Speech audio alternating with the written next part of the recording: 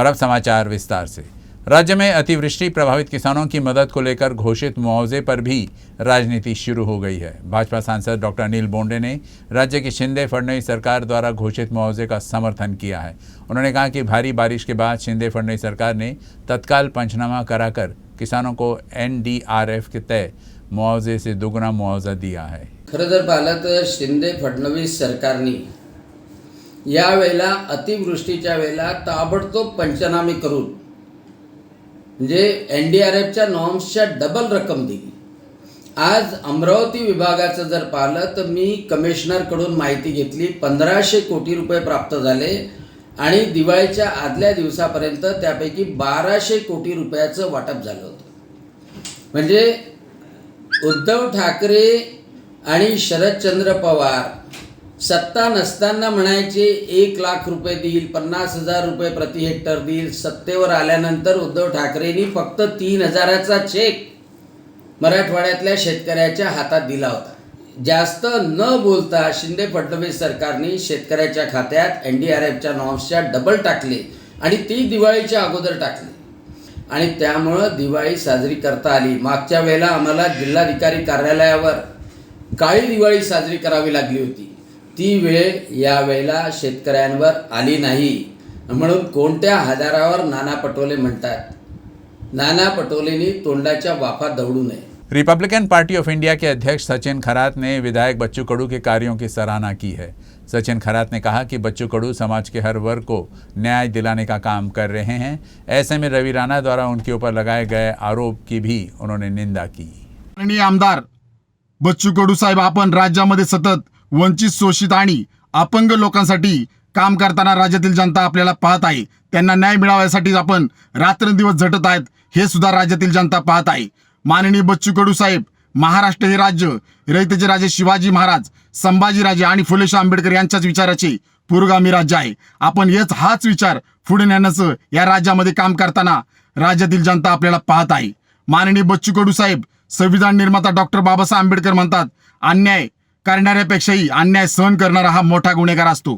म्हणून तर माननीय बच्चू कडू साहेब, राणांना आपण त्यांची जागा दाखवाच 1 तारखेला, परंतु 1 तारखेला महाराष्ट्र राज्यामध्ये राजकीय भूकंप घडवा असं आवाहन Republican party of India Kharat पक्ष आपल्याला करत आहे। अमरावती के संत गाडगे बाबा अमरावती विश्वविद्यालय के सेनेट के लिए एक दिन में 197 लोगों ने अपनी उम्मीदवारी दर्ज की है। अब उम्मीदवारों की कुल संख्या 364 हो गई है। 39 सदस्यीय सीनेट में 10 प्राचार्य, 10 स्नातक छात्र, 10 प्रोफेसर, प्रबंधन के 6 प्रतिनिधि और विश्वविद्यालय के 3 शिक्षक शामिल है। इसके लिए अब तक 4 अलग अलग निर्वाचन क्षेत्रों के 364 लोगों ने अपनी उम्मीदवारी दर्ज की है। विश्वविद्यालय द्वारा पिछले सप्ताह ही सीनेट की परिषद और अभ्यास मंडल की चुनाव के कार्यक्रम की घोषणा की है।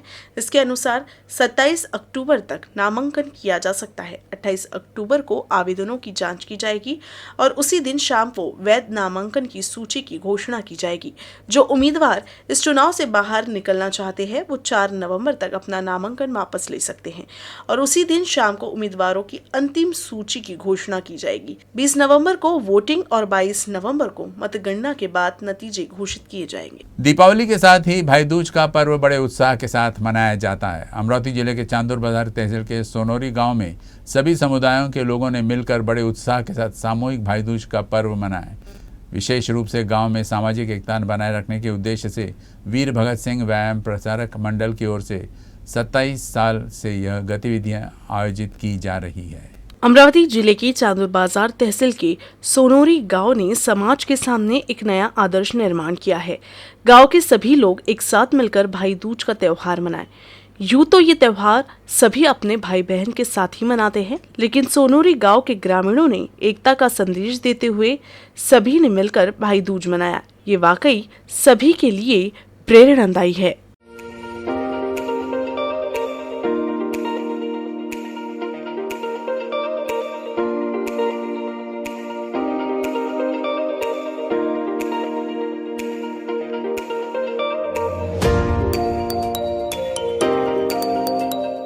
अमरावती जिल्ह्यातील चांदूर बाजार तालुक्यातील सोनोरी या लहानशा गावामध्ये आम्ही आमच्या वीर भगतसिंग मंडळातर्फे दरवर्षी ही सामाजिक सलोख्याची भाऊबीज ही साजरी करतो।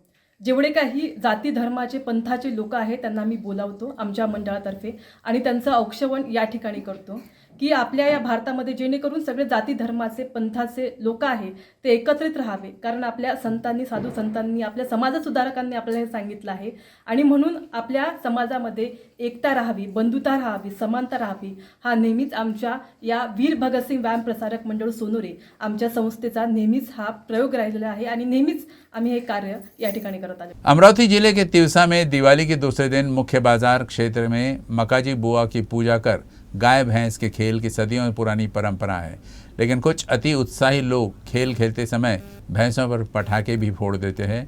इस खेल को देखने के लिए बड़ी संख्या में नागरिक पहुंचे थे।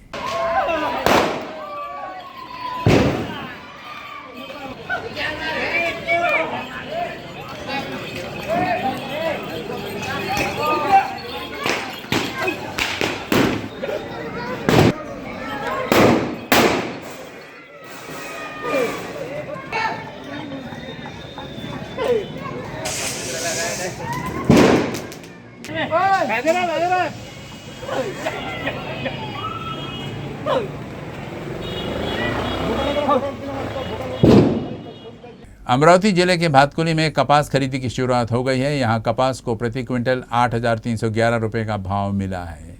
भातकुली स्थित महालक्ष्मी जिनिंग एंड प्रेसिंग में गुरुवार को कपास खरीदी की शुरुआत हो गई है।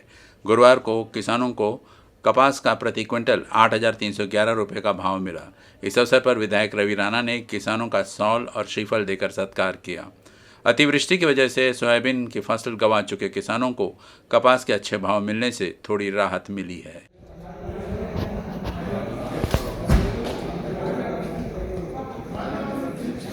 अमरावती जिले के दो विधायक रवि राणा और बच्चू कडू के बीच चल रहे विवाद के मद्देनज़र विधान परिषद सदस्य श्रीकांत भारतीय ने कहा कि दोनों विधायकों को समझदारी से काम लेना चाहिए। खरं तर दोन्ही नेते जनतेतून निवडून आलेले नेते आहे। महाराष्ट्रातली जी जनता आहे ती राजकीय संस्कृती समजणारी जनता आहे। त्यामुळे दोन्ही नेत्यांनी समजदारीने वागलं पाहिजे अशी त्यांना ज्यांनी ज्यांनी निवडून दिलं त्यांची अपेक्षा आहे। मुळामध्ये अशा प्रकारच्या वाक्यांचा आणि शब्दांचा प्रयोग करणं ही महाराष्ट्राच्या राजकीय संस्कृतीचा भाग असूच शकत नाही। त्याच बाबतीत मी असं म्हणतो की राजकीय क्षेत्रातला नेता कोणी असू दे, चाहे बच्चू कडू असू दे, चाहे रवि राणा असू दे, आपण बोलताना ज्या लोकांनी आपल्याला निवडून दिलं ती महाराष्ट्रातली सुसंस्कृत जनता आहे, त्यांच्या अपेक्षित असलेल्या शब्दांचाच वापर केला पाहिजे।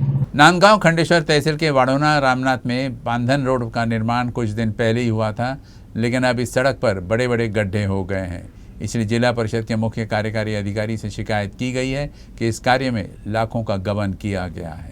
अमरावती जिले के नांदगांव खंडेश्वर तहसील के वाढोना रामनाथ गांव में किसानों के खेत तक जाने वाले मार्ग के निर्माण के लिए लाखों रुपए खर्च किए गए, लेकिन स्थिति ये है कि पहली बरसात के बाद ही इस सड़क की दुर्दशा हो गई है।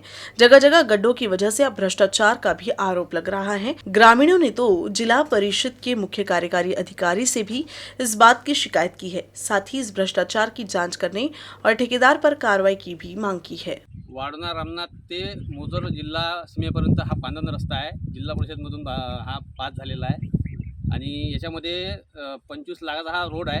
याच्यामध्ये आमचा शेतकऱ्यांचा असा आरोप आहे की या रोडमध्ये फक्त 1 लाख रुपये खर्च झाले आणि 24 लाख रुपयाचा घपला झालेला आहे। संबंधित अधिकारी आणि कॉन्ट्रॅक्टर आणि जिल्हा परिषद सदस्य रवी मुंदे यांच्या सर्व मिळून या रोडमध्ये 24 लाख रुपयाचा घपला झालेला आहे असा आमचा आरोप आहे आणि आम्हा सर्व शेतकऱ्यांना या बांधण रस्त्याचा न्याय देण्यात यावा। कोणतेच काम केले बघा, हे तुम्ही पाहू शकता।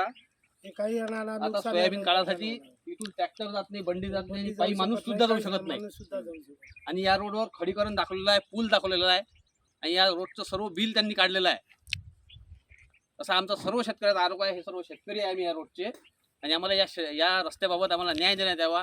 संबंधित अधिकाऱ्यावर, संबंधित कॉन्ट्रॅक्टरवर आणि संबंधित जिल्हा परिषद सदस्यावर सरळ गुन्हा दाखल व्हायला पाहिजे। पीक सोयाबीन पीक वाया चाललं यांच्यावर आणि कठोर ते कठोर कारवाई करण्यात यावी।